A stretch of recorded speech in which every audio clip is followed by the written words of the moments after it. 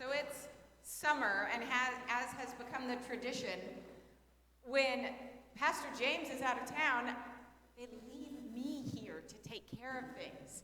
So you never know what's going to happen. Like the welcome gets said at the wrong time. Who knows? We get to sing an extra verse. I don't know. Have you all dress in theme colors next week? Who knows what I'm going to do this week?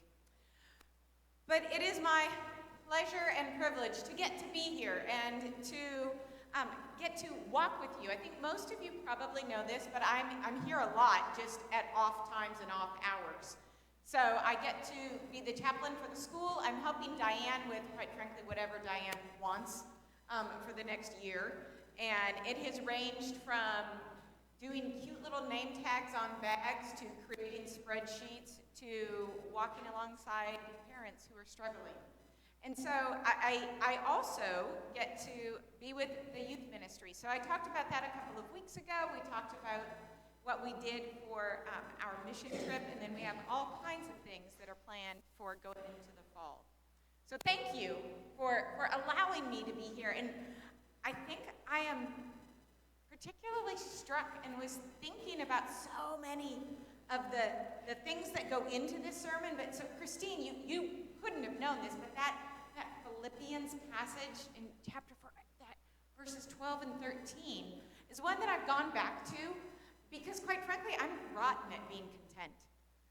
Some of you may be better at this. Carol's laughing at me. You can relate? Yeah. Well, so this idea of just being content, like I want to be one of those contemplative, loving, godly Christians who's like, whatever happens, the Spirit has led, and it will be okay. I'm more the kicking and screaming and prophetic and, are you kidding me? And so I've been kind of reflecting on this in lots of ways, and the sermon today and over the next couple of weeks, you've got me for 3 weeks in a row, so that's either fair warning or, just a warning. I'm not sure how you want to take that. But I tend to do expository preaching, which is just fancy for I'm going to do the arc of a story. So I'm going to cheat a little bit, and I'm going to pull in last week's lectionary to catch us up to this week so that it sets us up for the next 2. So they gave me 3. I'm taking 4 weeks worth of preaching. But I'm going to do it concisely so you don't have to feel like you need to escape with it dragging on. But the story that we're looking at now in the lectionary series over the summer, it's been the Abrahamic narratives over the course of the summer, which then leads into Jacob and ultimately Joseph. And so the picture that you see up on the screen right now, this would have been more along the lines of Genesis 37.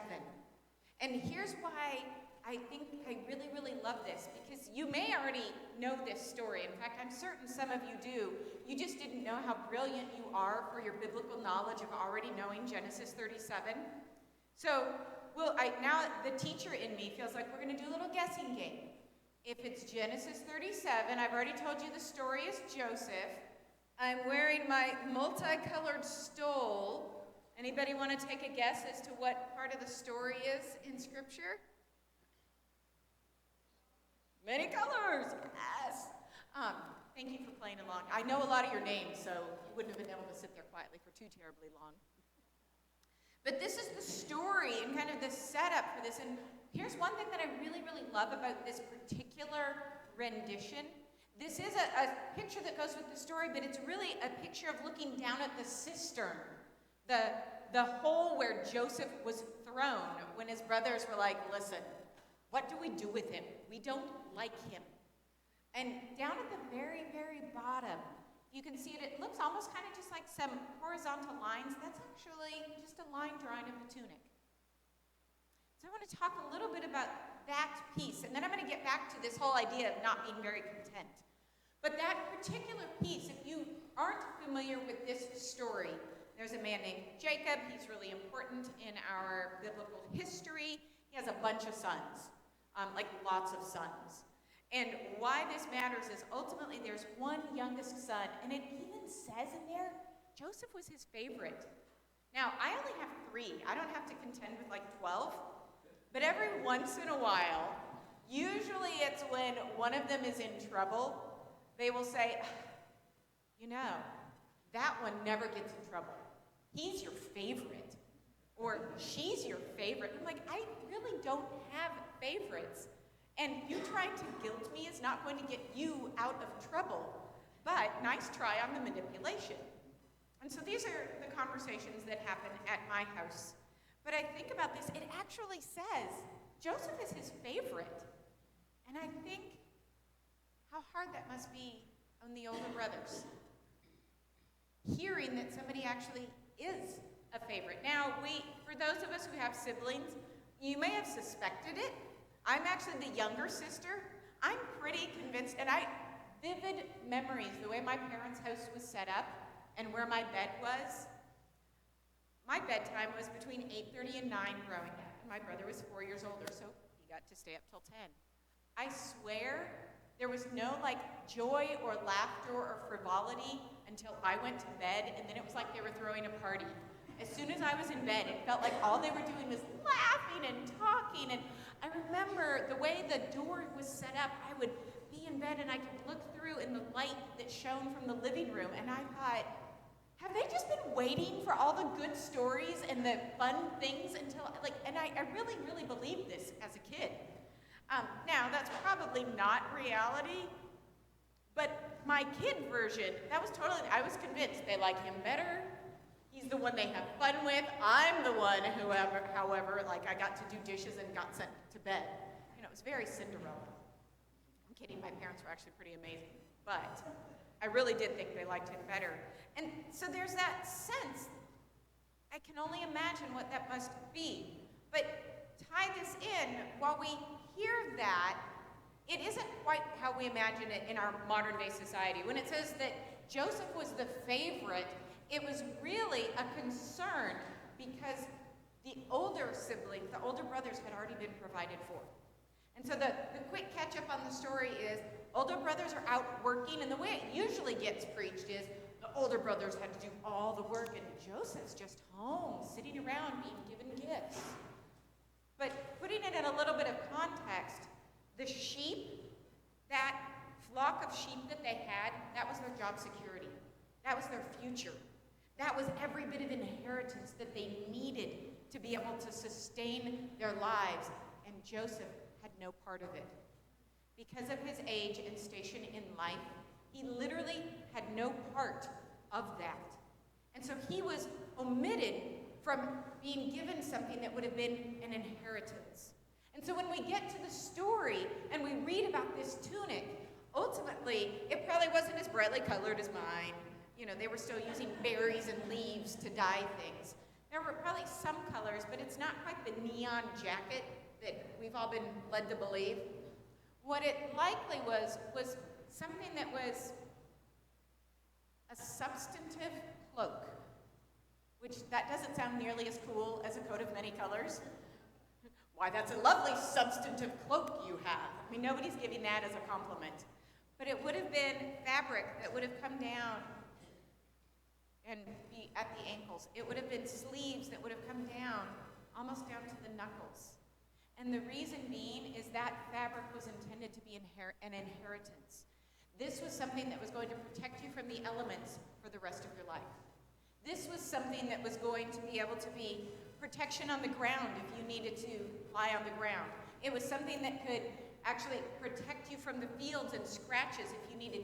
So clothing was different then. They weren't getting a new outfit every, few months. It wasn't disposable. And some of you may know this, but there was a time when people were making out their wills. They would literally have their clothing be handed down because it was so precious and so difficult to make. That's hard for us to wrap our heads around when there's literally something that's called disposable fashion in the world today. That's a whole other conversation, and it's an ethical conversation, I think, for us as Christians. But this idea that Joseph had just kind of this fancy jacket and it didn't matter, this was the equivalent of the inheritance he was to receive. And so let's also kind of talk about where Joseph was developmentally.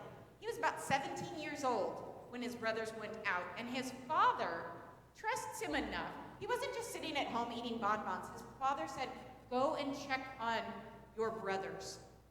He has to go alone, which means he doesn't have people to have his back. And so he's wrapped in his cloak for protection. Let's also be honest. Some of us have had those kind of rough days, rough times, and you put on your favorite sweatshirt or your robe, and you're like, I just need something comforting. I need something that is familiar. I need to feel this thing around me. So that's probably what it was like for Joseph, going out to the field. His brothers see him, and it says they hated him. By the way, they're half-brothers, because if you remember, there's more than one wife going on. And so the half-brothers see Joseph, and the initial is, let's kill him. Like, wow. I mean, I fought with my brother, but I don't think he ever actually plotted my death, at least not to my knowledge. But different times and different anxieties, and I think there's this sense that maybe they were really tight and super loving. They probably were not. In fact, when you have multiple families and multiple, and it was normative then, multiple mothers, there would have been brothers who grew up together, and then other siblings, and they may have shared property, but it wasn't like they were all besties and at the dining table together. So they were related by their father, but had a very kind of distant relationship. Now the reality is, some of us have distant relationships with people who are our blood relatives. And it's awkward, because you think, shouldn't we be closer? Shouldn't there be something more? And that's not always the case for people. And then even more, they do at least come to their senses to not kill him, but when they say, we're going to sell him, what they end up seeing is they see some Midianites who are coming, and ultimately, and without getting too lectury like you're in school, they basically end up selling Joseph to his cousins. So these were not strangers who happened to wander by. It was brothers talking to cousins and going, listen, we don't like the little one. How do you help us get rid of him? And they're like, well, we'll help you and we'll make some money on it. But that's also where they were able to, they would have known one another, and those would have been their cousins who ended up selling him into slavery in Egypt. But I love this picture because we don't often think about what was it like for Joseph in the pit. And my guess is most of us in this room at some point in time, if not right now, have felt like you were in that pit. That somehow somebody betrayed you, somehow life betrayed you, you trained for a job and it didn't work out. You had a friendship and it fell apart. Something happened and you think, what on earth? I may not have had it all together, but I wasn't trying to harm anyone. Joseph, what we don't hear is the whole story. Joseph offends his brothers. He's 17. His prefrontal cortex is not yet developed. He kind of comes in and he's obnoxious with them. But is that really enough for them to throw him into that pit? There's one other, I think, interesting thing about this. Given the context of where it was, these cisterns is the word that it gets used in the text. It's a hole in the ground that's waiting for a flood. So here's why this matters. And I thought, oh, how poignant that it's this particular weekend. At that time, there would have been holes dug just in case there was a rainstorm. And they were dug intentionally on angles so that they could fill up. So chances are he wasn't just in that pit for like 3 hours. It would have been several days, if not a week or more, or several weeks. It's not really clear in Scripture, but he would have been wondering, are the rains going to come, and am I going to drown in this?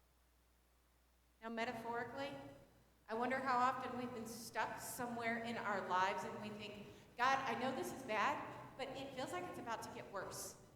I don't see, I've prepared to do something, I put things together, but Lord, I'm here, and it's really not getting better. And so there had to have been some relief, quite frankly, when he said, fine, just get me out of this pit. You want to send me on to Egypt? Not a problem. Because at least he was out of the place where he was wondering if he was going to drown. And And so that's really kind of the context of this. It's a little bit of a different, it isn't just the Joseph who's like, all right, I'm kind of obnoxious and my brothers did this and it's fast moving. It's slow and anxiety provoking and it's a lot of waiting. But Joseph learns to be content. Joseph, who indeed had been favored, but not because he was better than anyone else, but because his father was trying to provide for him because he knew there was no other provision. Then we've got Joseph. So now I'm going to ask you to move to the next slide. We're going to fast forward to this week's lectionary piece. And I promise, just stick with me. This is this content part. Joseph goes from the cistern, goes on to Egypt, and I'm going to fast forward through several chapters. He goes, he gets in trouble, Pharaoh likes him, Pharaoh doesn't, Pharaoh's wife likes him. He doesn't like Pharaoh's wife, which was a good thing because he would have been killed. And there's a lot of ups and downs. We'll just leave it at that. It's a really, really great story, so if you have not read in Genesis on your own in a while, let me encourage you to do so. But Joseph moves from being somebody who was naive and perhaps impetuous into maturity. And so I kept thinking about this idea of how did he get to be content? And what did that look like? And it led me to remembering something when I was in seminary. I had a professor who was a very, very renowned professor. He was an elder statesman at the school. And Dr. McClendon was one of those where, like, when he would walk by, you'd hear people say, oh, it's Dr. McClendon. Did you see Dr. McClendon? Can't believe you have Dr. McClendon. And so I had this man, James McClendon, who was my professor, and brilliant. And it was, I actually had him, I had several different times, but this happened to be my very first PhD seminar. And when I was there, it was me and there were 7 other men. So I was the only female in my program. And I felt like I had traded up a little bit because where I had actually done my master's, my seminary training, it was usually me and 70 men. So I was like, okay, this feels at least a little better. It was just me and 7 men in a classroom. But I get there, and I worked harder on a paper for him than I think I've ever worked in my life. Like, harder than even getting into the PhD program. I wrote this paper, and I thought, that is the best thing I've ever written in my entire life. People should frame that. Like, it's going down in history. It was incredible. And I got it back, and it had more red ink on it than you could possibly imagine. And I thought, well, he's senile. He clearly can't read anymore. He's ancient of days and has no idea what he's talking about. I didn't, actually, I was mortified. I was so embarrassed. And some of it was just basic grammar things. It was like my brain checked out. I was so focused on trying to be impressive that I stopped knowing how to do what was foundational. And I wonder how many times we do that in our faith. We're working so hard to be good, godly, wonderful people, we forget that God loves us all and just wants us to take care of each other. But so let's go back to this paper. I get this paper, I'm horrified. And as I'm reading it, I'd had him in class at this point for several weeks. I came to appreciate his quirks. But he was brilliant, and he didn't care what anybody thought of him. So you can imagine that combination in an academic elder. He was not always the easiest person with whom to talk. His writing is breathtaking. And that was important because I had read so much, and I felt so honored to be in his class. And he was kind of sharp. At one point in time, he asked me where I'd gone to seminary, and I told him, and he said, oh, well, you already have a deficient degree. You're going to have to wait after because you're behind and you have readings that you need to do. And lovely, said it in front of the other 7 guys in my class. Already feeling good about that one. But we had this ongoing, he was constantly telling me where I fell short, how I didn't, my prefrontal cortex was not working properly this particular day. And I got this paper, and He sees that I'm visibly upset and I'm trying to hold it together. And we have this interchange in front of all of the peers where he sees that I'm upset. And his comment to me was, well, Ms. Jacober, because at the time I was still Ms. and not Dr. Jacober yet. Well, Ms. Jacober, tell me, how are you feeling about the comments in your grade there? And I said, well, I think perhaps you've made some misjudgments and mistakes. And he said, oh, well, I don't think that's the case. In fact, I think you have a lot to work on. And my response to him, I do not recommend this, I said, well, you know what's interesting? I think you have a lot to work on because what I read in your books is not what I experience in your classroom. And without missing a beat, he looked at me and he said, well, perhaps we should meet later this week and we'll work on your grammar and my personality. There is no more gracious response that man could have given. He could have kicked me out of class, he could have kicked me out of the program, and my entire life would have shifted. He was confident enough to be able to take my back talk and turn it back graciously.